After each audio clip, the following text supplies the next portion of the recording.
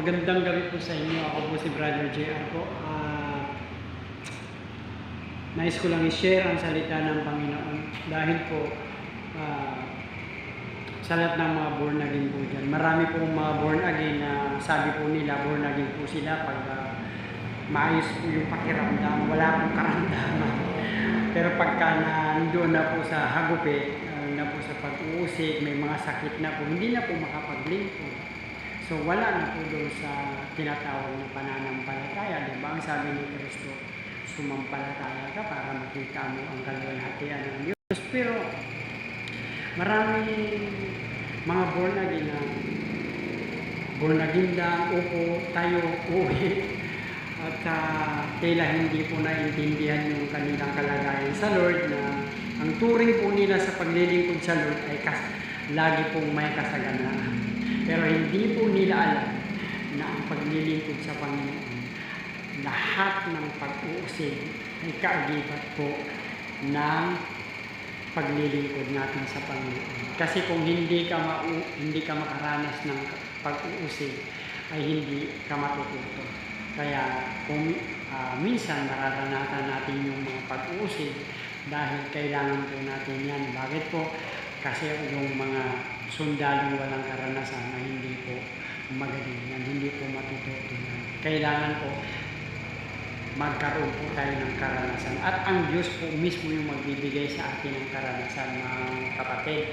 Diba? Kung ikaw born again, dapat alam mo ang sabi ng Panginoon sa Matthew 6:33, seek ye first the kingdom of God and His righteousness, and all these things shall be added unto you. Pero pag may sakit na, may karamdaman, nananak mo na pupuntang hospital.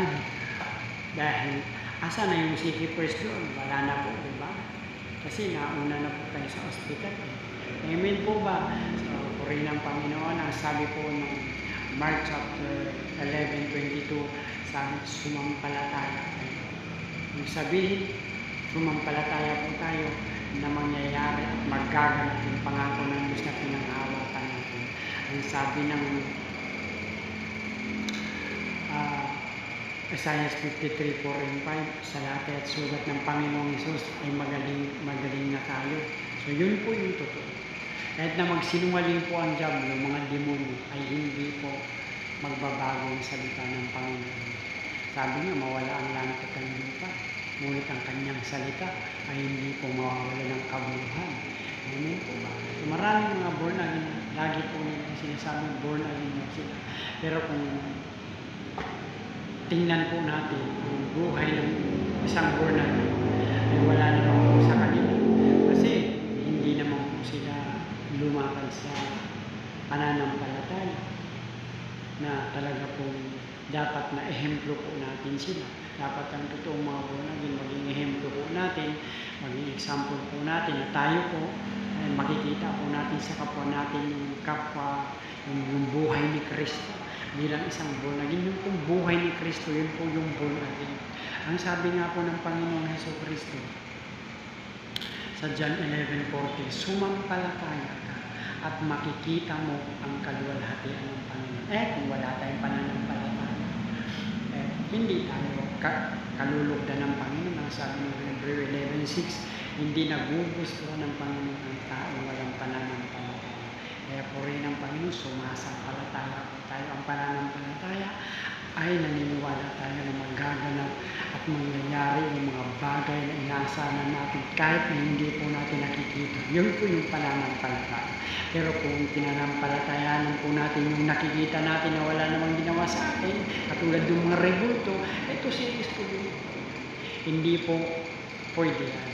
Dahil ang Lord ay sabi niya, sumampalataya ka sa mga bagay na hindi mo nakikita. Amen po ba? Okay lang Panginoon mga kapatid. Kami napagpala kayo sa konting maiksing salita ng Diyos.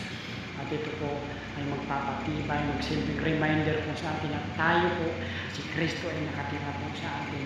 Kaya si Kristo po ay walang kapantay, walang katulad. Mawalan man ang visa yung mga antibiotic, mga gamot sa buong mundo. Pero ang dugo ni Kristo ay hindi po yan nag-expire. Tuloy-tuloy po, lagi po sa riwa yan, laging hanggang maghugas sa ating mga kasalanan. Amen po ba? Purihin ang Panginoon.